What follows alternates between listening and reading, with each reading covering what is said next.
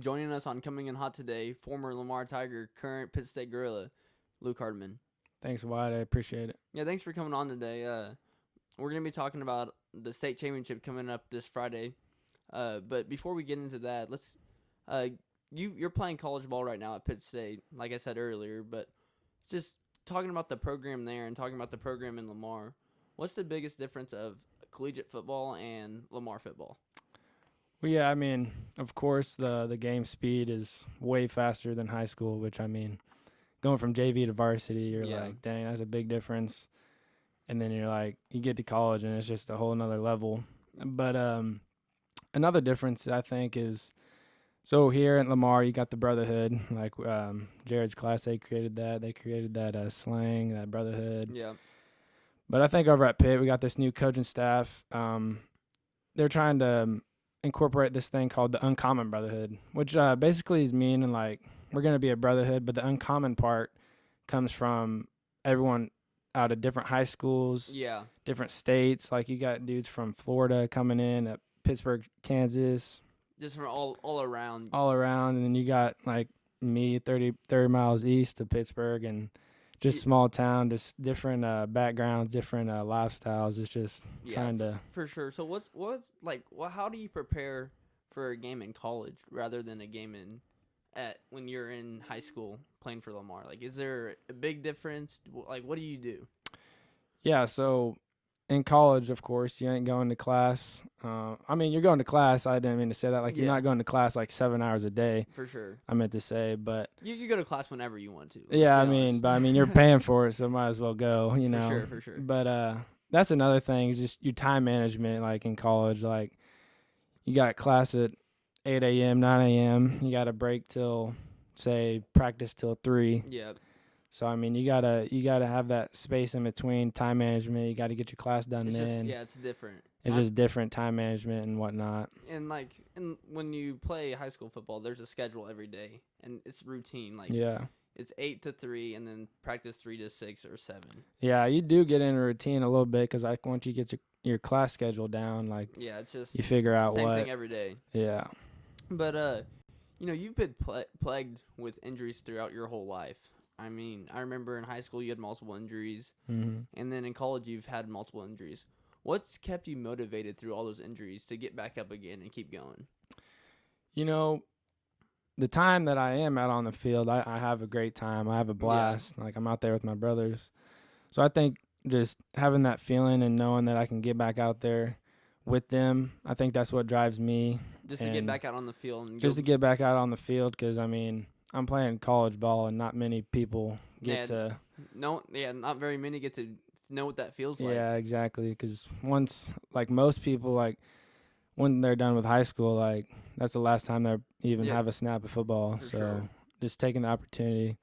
Well, it's been really incredible what you've gone through throughout your injuries, be able to get back up again every single time, and I think a lot of people look up to you. So thank you for that.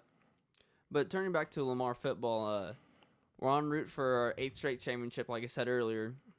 And you've played in 4 state championships. I mean, I remember you playing a little bit as a freshman. I don't know exactly how much you played, but you've at least played a lot of minutes in at least 3. So you know what it feels like to go into those games. But just talking about your career at Lamar, you've made some of the biggest plays in Lamar history. I mean, the most notable one is that Mountain View Liberty game when you went on that wheel route and then Stewart threw you the ball for a touchdown. So just looking back at that game and going into that game, what were you thinking? Well, I mean, I know people don't like want to look past games and like look towards the state championship game, but that year we really thought and knew that was going to be that was pretty much the state game because whoever was going to win that game was more than likely going to win state. So Coach Bailey brought us juniors aside and was like, hey, I'm going to need a big game out of you guys. He's like, sure enough, whenever we you guys won the game. Whenever we need a play, can I count on you guys? And me, Anthony, Matt, Tanner, Trey, we all looked at each other and were like, we got you, Coach. And then fourth quarter, and he calls that play. Thinking back, like, man, we practiced that, and there was like 3 times in a row, like couldn't get the pass off, all this and that, Too and much like pressure. didn't even complete it in practice, thinking like, oh, am I gonna get this in the game? Like, no way. And then sure enough, he calls that play. Right when I caught it, I could just think of Turn the Jets on. Like, got to make a play, got to get what I can get. Didn't you make a great cutback that play too? Yeah, I cut back, and I actually want to say it was like Jansen Ackland who made like the clipping tackle like at the 4. Mm-hmm. And then no one's stopping us at the 4-yard No, line. never. So Stewart punches it in, and we then scored. that next drive, our defense made a big play and came up. They drove the ball down all the way to the goal line, and then Trey made a play, and we won the game. So, yeah, I mean, and then later on we won a state championship. So really, those 2 big plays really put us on track to win that state championship. So like I said, you've made a lot of big plays, and there's another huge game that you played in, the Trinity Catholic game, state championship. What was it like preparing for that game, knowing that going into that game, Lamar really wasn't the favorites going into that game? Like, what was the mindset going, and what were you thinking? Yeah, well, so my first few years, we're playing state at the Dome.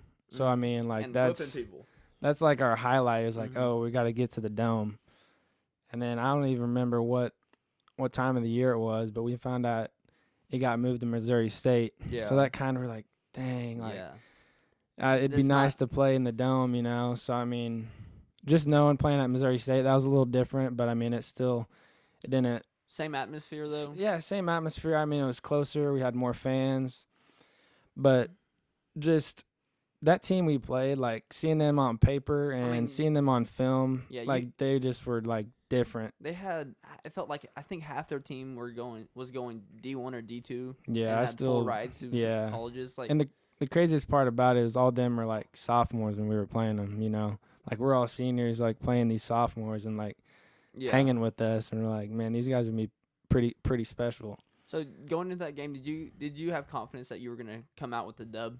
Oh yeah, I mean, Coach Bailey, if you look at his scouting reports and you read them, you would know like these guys are the most prepared team in the state of Missouri.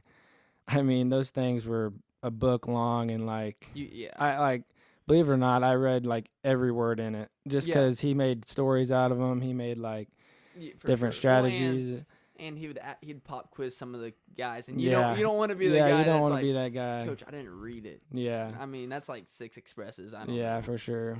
But so was there pressure going into the state game, like knowing like I don't want to be the class that screws it up this year? I mean, for me, my class, my junior and senior year was the class that screwed it up. So, I mean, I know kind of that pressure, but like, did you have that same pressure, or were you like, nah, I'm just good to go? I mean, yeah, there's always pressure like when you're in a state game. I mean, that's a state game, but yeah, we had that streak going and the pressure's on you, but I didn't really feel pressure. I had more confidence in my team just because of the year and how much we prepared for this, because at the end of my career, I was 57-2, and hey, I'd say that's okay. Yeah, and it just sucks because the two games we lost were last play. You know what I'm talking about.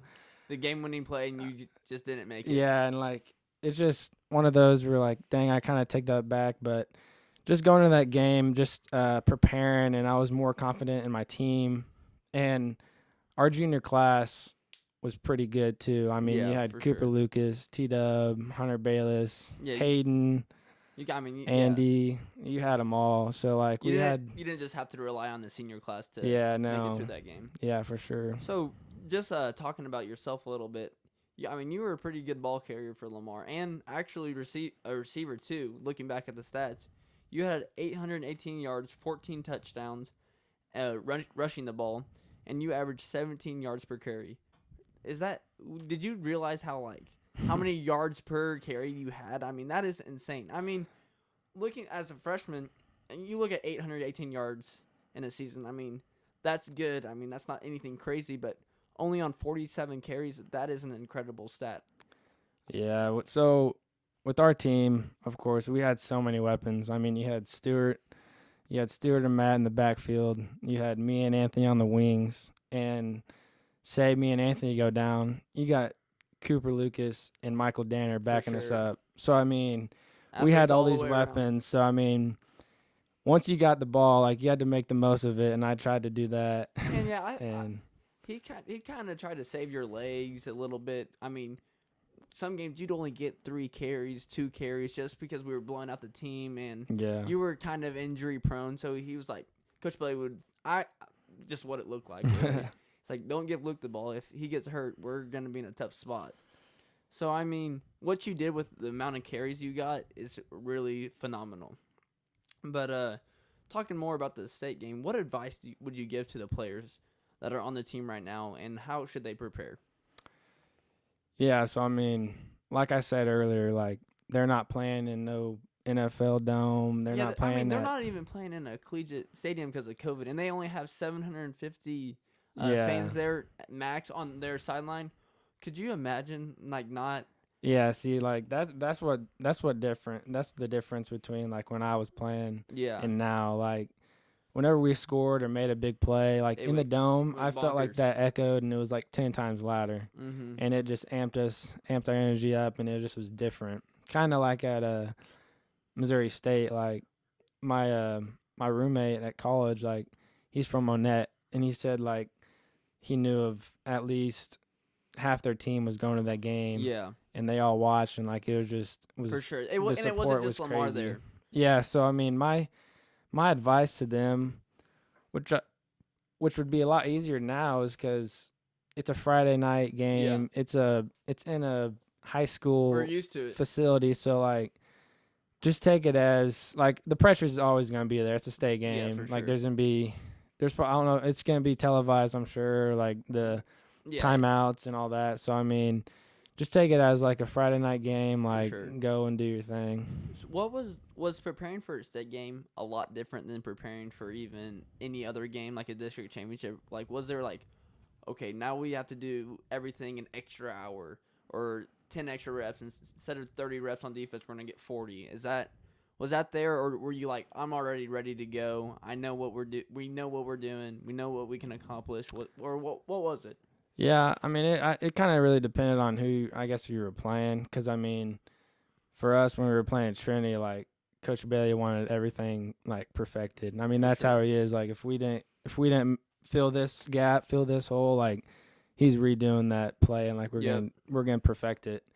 So I think it really just came down to, like, if you're, like, mentally and, like, physically prepared. Because he didn't want to, like, kill us on game week, For you know? sure, especially – I mean, when you're going into a state championship, you have the right body. I mean, you're in peak performance, I feel like. Yeah, for sure. And, like, going back to, like, what you were saying, like, if you messed up in practice, he would rerun the play. And I kind of remember during the regular season, he wanted it to be about as perfect as it could be. But I remember in the playoffs, like, you had to make it pinpoint perfect. And I remember some practice going till 8 o'clock at night. Yeah, that was a cool part, too, because – I mean, now they practice on the field because it's turf. Like, once we got later in the season, like postseason, like, we were playing on our actual field and, like, under the lights. I remember it. So that was pretty cool, yeah. You were like, okay, I'm actually in my home stadium. So, I mean, do you have anything else to add for these players going into this game, or are you good to go? You know, just play like they know how, like they've been playing ever since we lost to Mac. Just keep on rolling. Keep on rolling. Well, thanks for coming on, Luke. We really appreciate it. For sure. Anytime.